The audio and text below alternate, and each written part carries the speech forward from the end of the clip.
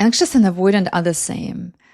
And I know they are always talked about as two opposites. And actually, that framing is actually what keeps people stuck. When I say that they are the same, I mean they are the same exact wound, the same exact pain. It is hardest to build something with a person who carries the same pain you do, because fear turns on faster than empathy. And empathy, the ability to see the other person's pain, that's what closeness is built on. That's what we are all looking for in relationships. Someone who can see our pain. This is when we feel the closest to each other. And the same pain always creates magnetic pull. Anxious and avoidant are drawn to each other for exactly that reason. But that same pull is what lands them in a dead end, what I call loop of mutual rejection. This video is about how they end up there and about how they are the same in ways you would never expect. And once you see it, you won't be able to unsee it. So number one, both shut themselves down every time they feel a need for closeness. They stop themselves, but in a completely different ways. Avoidants do it through boredom, through loss of interest. The moment closeness starts to feel real, they suddenly feel nothing, uninterested. And here is why. For avoidance, the need for closeness itself feels dangerous, so it often never even reaches conscious awareness. It gets blocked. And what shows up instead is boredom. I'm going to read you what one of my clients wrote. And I think it's a good example of this mechanism. Friday night, home alone, scrolling. Nothing grabs me. I really miss real conversations. I really miss connection. But it's hard to find people that actually interest me. Women especially, they just drain my energy. Nothing interests me. I'm just bored. So here's what's important to understand. Boredom is not an emotion. There is no such a feeling as boredom. Boredom happens when a real, situational, authentic need gets blocked by fear, by rules, by expectations. That's when you get that nothing interests me feeling. Boredom is a defense that shuts down a need before it reaches awareness. And instead of what you need, you start feeling boredom. Anxious attachment works the same mechanism, just a different cover. Anxious people always stop themselves, and what they get instead of boredom is anxiety.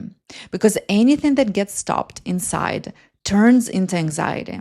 Feelings, impulses, words, anger, everything unfinished comes back as anxiety.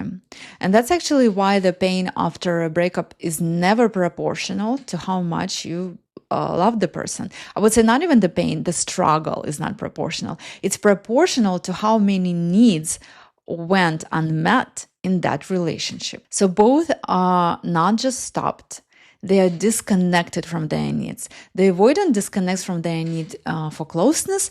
The anxious person disconnects by collapsing the entire variety of their needs from every area of their life into one person, one relationship. And most people never get out of this because the way out is through your needs, and recognizing your needs is actually not what you think it is. And I'm going to circle back to it in a minute. Number two, both feel something that is hard to explain. I cannot be with you, and I also cannot be without you the way you are. And each one believes the other person is the reason they feel this way. So each starts trying to change the other. And every attempt to change is going to cause resistance and is going to create pressure that is going to just tighten and strengthen this feeling. Inevitably, this leads to a dead end and a loop of mutual rejection. Underneath all of it is something very specific, the pain of contradiction. And most addictive or dependent relationships are built exactly on that, on the pain of contradiction. For example, Avoidant attachment genuinely wants closeness, just like everybody does, and simultaneously feels overwhelmed by it. So here's one of the contradictions. An example. It comes as I want you and I'm also scared. But it is hard to hold this contradiction together. So the psyche will try to solve the tension by swinging into one extreme or the other. So avoidance, for example, can choose to distance, rationalize, devalue. Pain of contradiction is not going to get resolved this way. And this creates what I call a tie. So when years have passed and there is still no peace about what happened, not because there was some sort of great love, but because the contradiction was never resolved inside. Because everything that happens to us will either make us whole, and whole means exactly that, marrying all our contradictions inside, or it will keep highlighting in how fragmented we are. And the suffering is the psyche's reminder that something inside never became whole. It never became a complete experience. Something that something that could be a foundation to stand on. And more on this mechanism is in one of my recent videos. I'm going to link it to the end screen. Number 3, both are unconsciously terrified of being flooded by their feelings and losing control. Most people think feeling your feelings means letting yourself cry, letting yourself scream, or go off on someone when you're angry. That's not processing emotions. Tears, screaming, etc. are often just the release of tension that's been building up from not feeling, from not processing emotions. And the tension, yes, it releases this way, but it will build right back on. Processing an emotion means getting closer to the need behind it. Without that, you just went in on a loop. And emotions don't go away. They get louder this way until at some point, what will happen is that you will hit the brake. And either you start feeling nothing at all, or you constantly feel overwhelmed, living inside the feeling with no way out. So without the skill, it's hard to trust what you feel.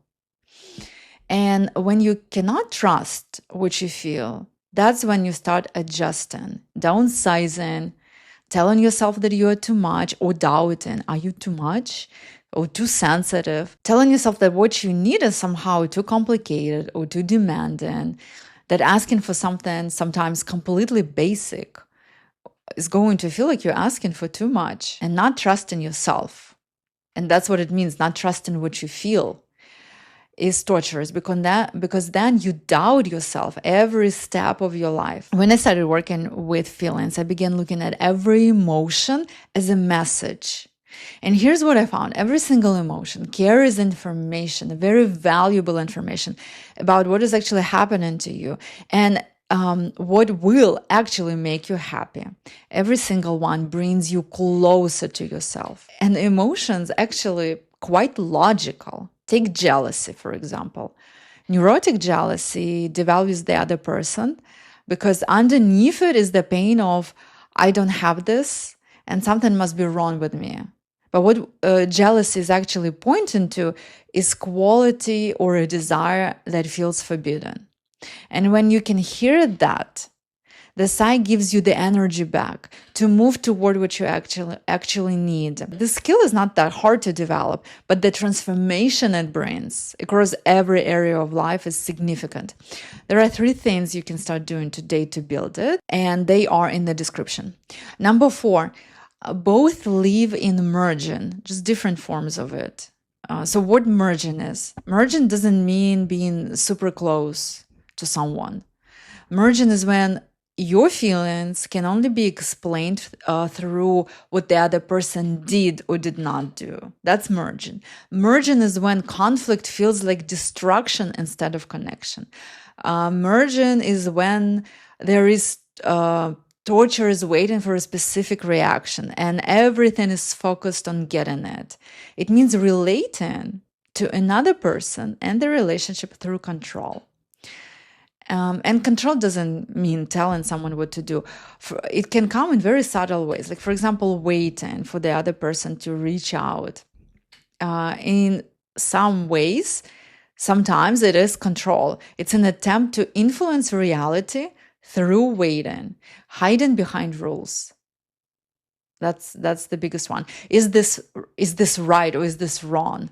That's control. Merging and control specifically always creates this thing that one person feels unseen and the other one remains alone in his or her own tension. And they never actually meet because the focus is not on the contact. The focus is on the pain and avoiding it.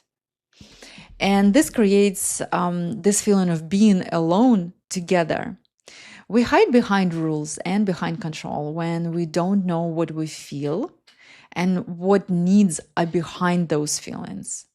And imagine making decisions and building your life not from what's the right thing to do, but from what actually fits for me. And that's a completely different way to live and to build relationships. People with insecure attachment styles are the same because they find themselves adapting to the same fear, the fear of closeness. And very often, they never get to closeness because they get stuck arguing about whose way of adapting is better. And nobody notices the one thing everybody actually wants, for their pain to be seen. Because we do need another person to see our pain for it to heal.